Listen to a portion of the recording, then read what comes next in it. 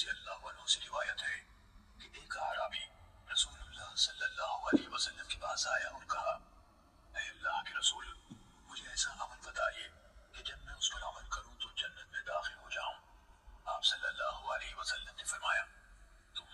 اللہ کی بندگی کرو، اس کے ساتھ کسی کو شریک نہ ٹھہراؤ، نماز قائم کرو جو تم پر لکھ دی گئی ہے،